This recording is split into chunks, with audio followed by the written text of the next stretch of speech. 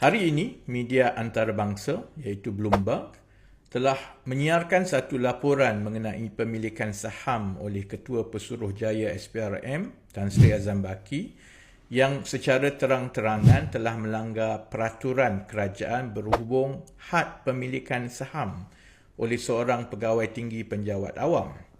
Berita tersebut turut dilaporkan oleh media-media yang lain.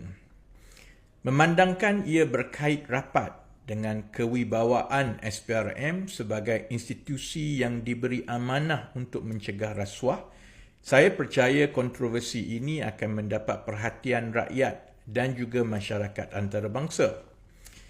Laporan Bloomberg itu mendedahkan satu pelanggaran, iaitu pemilikan 17.7 juta saham di dalam sebuah syarikat senaraian awam iaitu Velocity Capital Partners Berhad. Berdasarkan harga hari ini, 17.7 juta saham ini dianggarkan bernilai RM800,000. Ini telah melanggar peraturan-peraturan yang mengikat penjawat awam, terutamanya yang terkandung di dalam Perkeliling Perkhidmatan Bilangan 3 tahun 2002 yang secara khusus menyatakan bahawa seorang penjawat awam tidak boleh memiliki saham bernilai lebih dari RM100,000 dalam mana-mana syarikat. Malah, kontroversi melibatkan pemilikan saham Velocity Capital Partners Berhad ini bukan melibatkan pelanggaran peraturan penjawat awam semata-mata.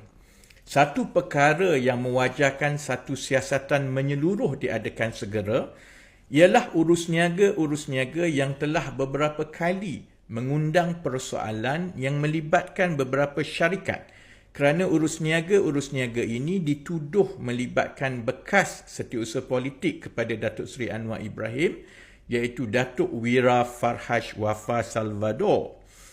Pada 29 Mac 25, rekod menunjukkan Farhaj menjadi pemegang saham terbesar syarikat senaraian awam MMAG Holdings Berhad dalam satu urus niaga melibatkan pembelian 462 juta saham yang dilaporkan bernilai RM184.8 juta. Ini berlaku sehari selepas NextG Berhad, sebelumnya dikenali sebagai Datasonic, muncul sebagai pemegang saham utama di dalam MMAG di dalam urus niaga membabitkan bayaran RM70 juta tunai untuk memperolehi 173 juta saham atau 7.58% pegangan di dalam MMAG. Ini menjadikan NextG Berhad dan Farhaj pemegang-pemegang saham utama di dalam MMAG sekaligus mewujudkan pertalian perniagaan tidak langsung di antara NextG dan juga Farhaj melalui MMAG. Di antara Ogos 25 dan Oktober 25, NextG Berhad memenangi tender kerajaan berjumlah lebih RM2.5 bilion dalam tempoh 2 bulan sahaja. Satu, kontrak 6 tahun berjumlah 1.73 bilion dari Kementerian Dalam Negeri untuk membekalkan pasport dari 1 Jun 26 kepada 31 Mei 32. Kedua, 3 lagi kontrak awam termasuk kontrak membekalkan kad pengenalan yang berjumlah RM732.7 juta. Pada 31 Disember 25, Farhaj telah menjual keseluruhan sahamnya di dalam MMAG dan laporan media menyatakan bahawa keseluruhan blok 462 juta saham itu sebenarnya dicagarkan kepada Velocity Capital Partner Berhad.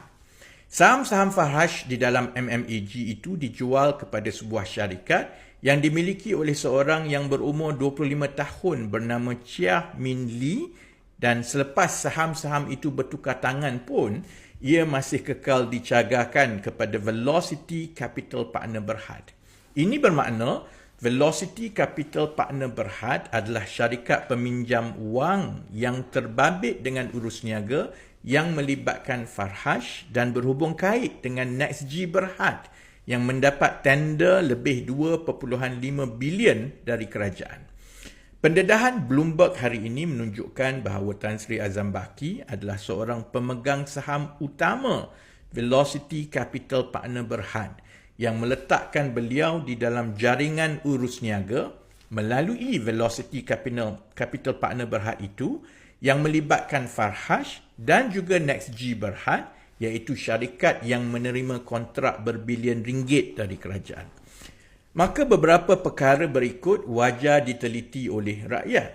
Pertama, bagaimana seorang penjawat awam berpangkat kanan mempunyai sedemikian banyak wang untuk menjadi pemegang saham yang signifikan di dalam sebuah syarikat senaraian awam. Kedua, bagaimana beliau boleh kekal menjadi Ketua Pesuruhjaya SPRM sedangkan beliau telah melanggar peraturan penjawat awam bersabit dengan had pemilikan saham yang juga berhubung dengan soal integriti seorang penjawat awam, apatah lagi seorang Ketua Pesuruhjaya SPRM. Dan yang ketiga, apakah kepentingan beliau jika ada di dalam urus niaga yang melibatkan syarikat-syarikat yang telah mengundang spekulasi sebelum ini, iaitu MMAG dan juga NextG Berhad, kerana NextG Berhad berjaya mendapat tender sebesar itu dari kerajaan.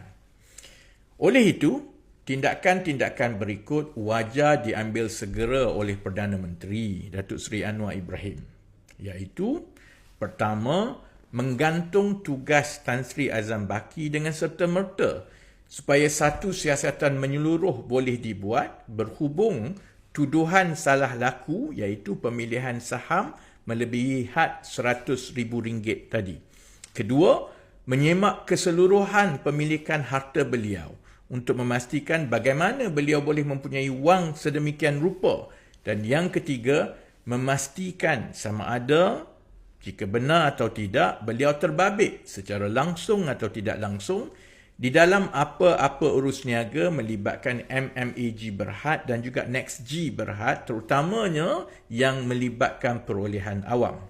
Saya akan menunggu maklum balas daripada Datuk Seri Anwar Ibrahim sebelum mengeluarkan kenyataan-kenyataan yang seterusnya berhubung perkara ini.